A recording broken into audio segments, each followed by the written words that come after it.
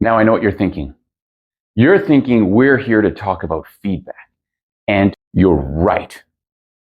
But before we can talk about feedback, we have to talk about something much deeper, something that is inherent in human behavior, the G.F.Y reflex. And even if you haven't heard of it, you definitely have experienced it. G.F.Y stands for Go fuck yourself. And it is a natural response to feeling judged. And at its core, feedback is judgment. Now, even using that word makes it sound harsh, but it's true, right? And we need to understand this because there's both good news and bad news.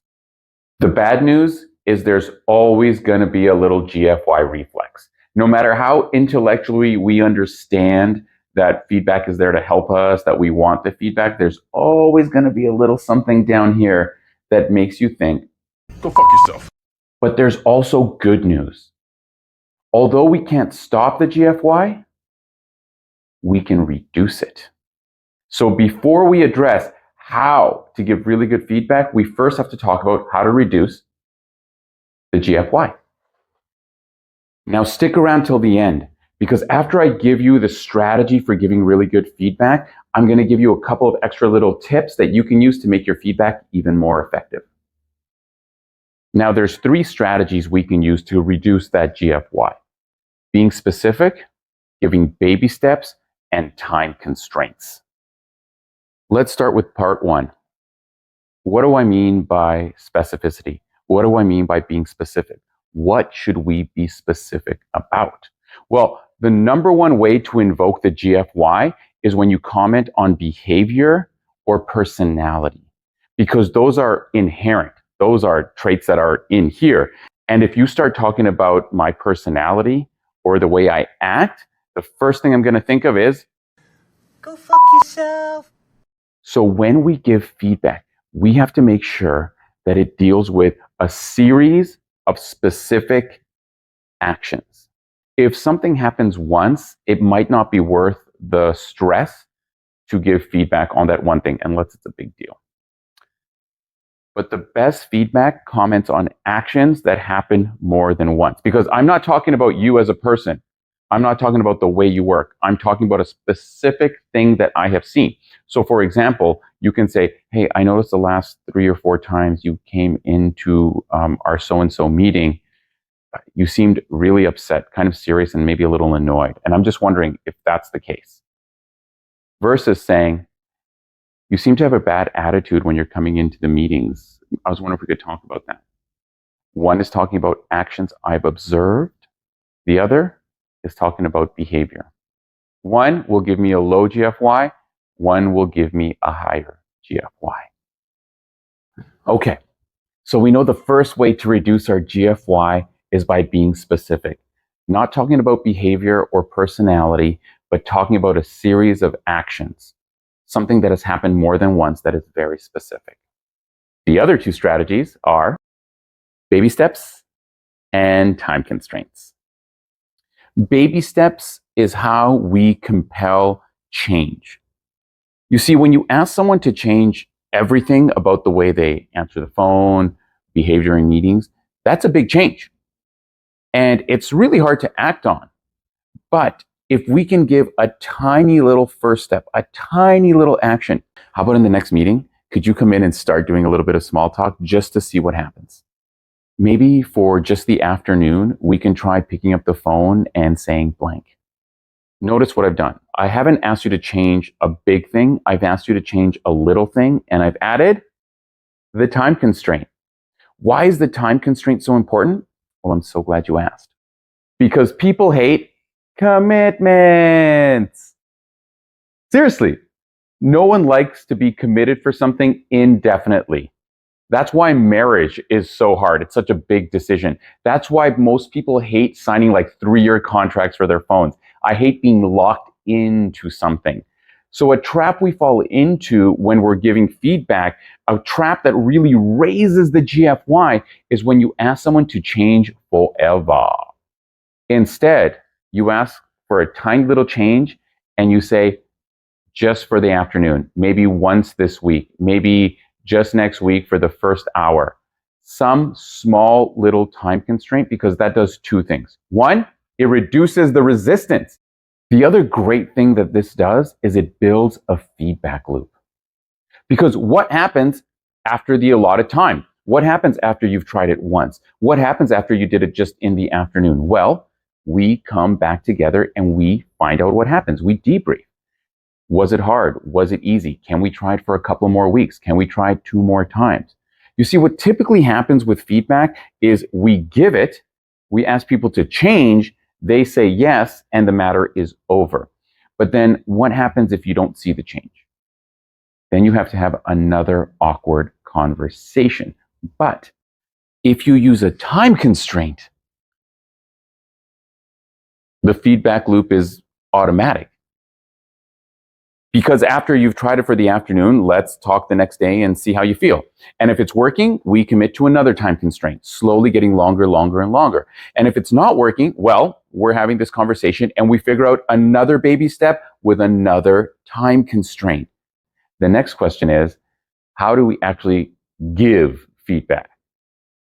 We know how to reduce the G.F.Y when we give feedback, but what is the format for giving feedback? The process of feedback is nothing new, and you've done it, you know it. Positive, constructive, positive. But it's not the process that we need to focus on. It's the execution of that process. Because you see, most of us fall into a major trap when we try and give positive feedback. We tend to be very general with our positive feedback and very specific with our constructive feedback. So we use useless phrase like, you know what, you're doing amazing. This is going really great. You're doing awesome. In general, everything is going really great. That generality is lip service. None of us pay attention to it. We're like, okay, what do you really want to talk about? Is what we're thinking. In other words, we're thinking, Go fuck yourself, you weird little. So the secret to giving good feedback that's going to reduce that G.F.Y is we need to be specific both in our positive and our constructive. Yes, we're talking about actions with constructive, so we need to talk about specific actions in our positive. So we can say things like this. I wanted to mention that I love the fact that before you ever hang up with a client, you ask them if they got everything they needed. I think that's something that is very powerful, and I'm going to try and do that. Did you see what I did? I gave something very specific, and I said it's something either I or we should all do. Now, here's why this is so powerful. Think about any accessory you've ever worn that you really like, even shoes. You rarely tell people, hey, check out my new shoes. But when someone notices, doesn't it make your day? Positive actions that we notice at work do the same thing. We all do stuff in our day-to-day, like in our day-to-day processes that are our processes, that we think make us very effective, very good at what we do. We don't necessarily tell people, unless maybe someone asks us. But if someone notices without us having to say it, awesome. This is why being specific with positive feedback is so crucial. It not only reduces the G.F.Y, it lets me know, if you're giving me the feedback, that you notice what I do well. So we're starting from a place of positivity. By the way, this is not just my opinion. It's actually been studied. There have been many studies that show that when you have a positive beginning to feedback, it actually affects not only how well people take the constructive feedback, but how much they act on it. So that is how we start off the conversation, with positivity, right? Specific positive things the other person is doing that you have noticed. Wow, thanks for noticing. Now we have to get into the constructive part. And this is where we run the real danger of shooting up with that G.F.Y, because this is when we're going to feel the judgment the most. And if you're like me, the hardest part of constructive feedback is starting. Like, what do you say? Because if you say something like this, so here's what I think you could be doing better. I need you to change this. I'm not sure if this is the right way to do things. I want you to start doing blank. The second we start saying something like that, the person's going to think, how about go fuck yourself? So how do we introduce constructive feedback? Giving constructive feedback is a little bit like playing a guitar. Because you have to know what strings to pull.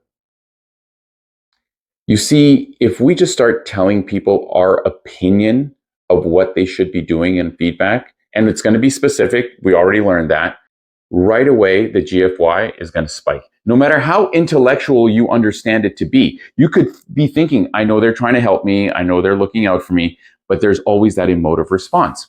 So getting into the constructive is like playing a guitar. You got to know what strings to pull. And the good news is the more you do it, the easier it gets. And no, I'm not going to play the guitar for you. So the first one is asking questions for people to consider. Have you considered blank? Have you considered blank? Have you considered blank? That also takes the focus off of me judging you to us discussing some things, which makes the G.F.Y go like this. Woo. Second step.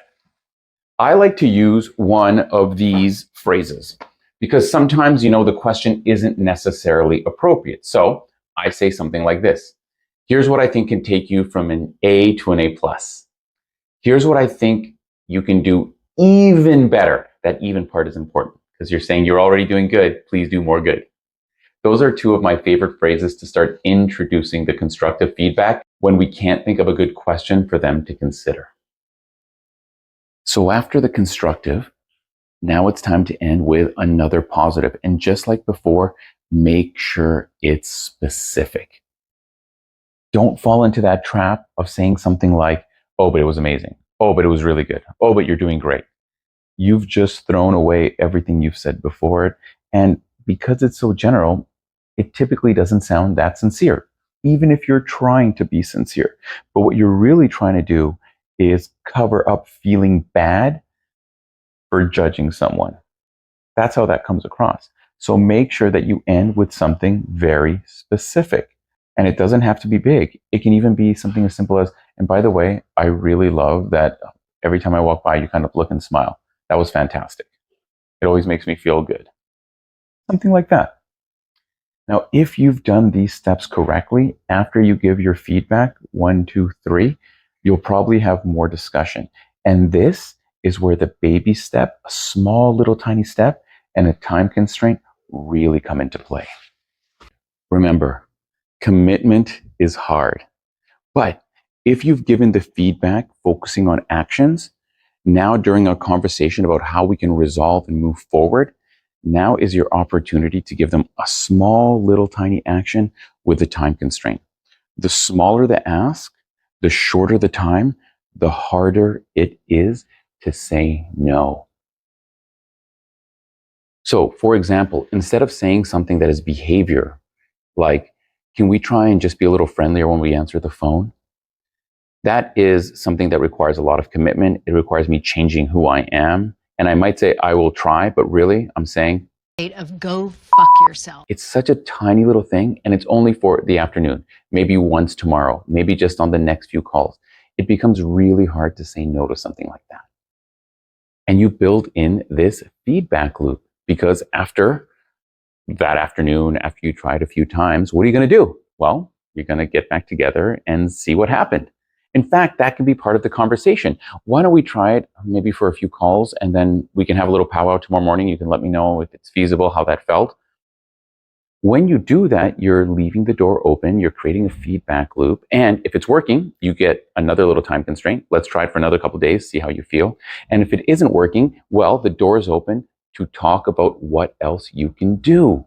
And that not only is effective feedback, it creates effective and positive change. And how awesome is that? Now, you may remember, I said if you stuck around to the end, I was going to give you a few other little best practices for giving feedback. Here they are. Number 1, give feedback when it's only positive. Don't wait for a behavior you want to correct, an action you want to change to give feedback. Be proactive with your feedback, and sometimes just tell people what they're doing well, and that's it.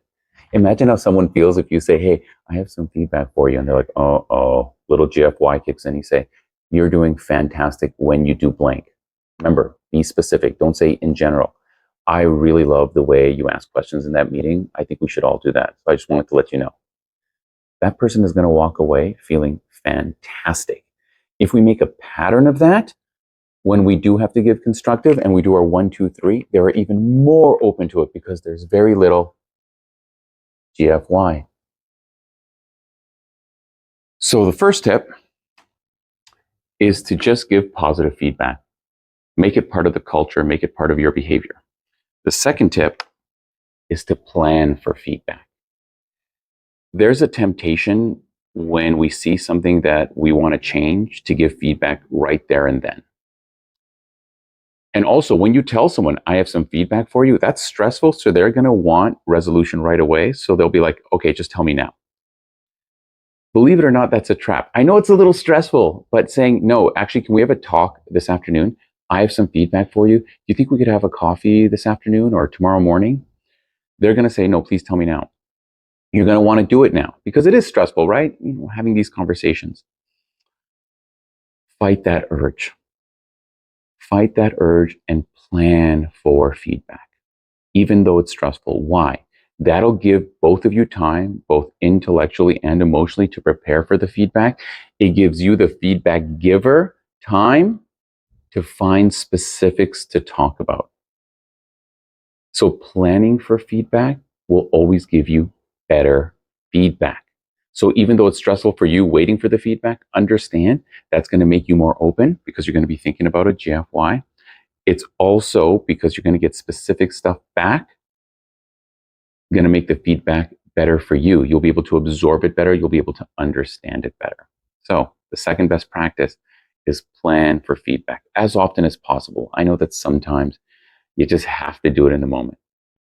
Even an hour's wait really helps. And that's it. How to give feedback. So as always, you know, we can't end this video without giving you a challenge. So the challenge is, when can you try doing one of these things? When can you try planning your feedback? When can you reduce the G.F.Y, even thinking and understanding it? When can you give small little baby steps with time constraints? Yes, these are all little things that you can do. And if you try and do them all at once, it might seem like too much or it might be clunky. So today, tomorrow, before you see me next, on the weekend with the family, whenever you have to give feedback, remember these steps and ask yourselves, which one will you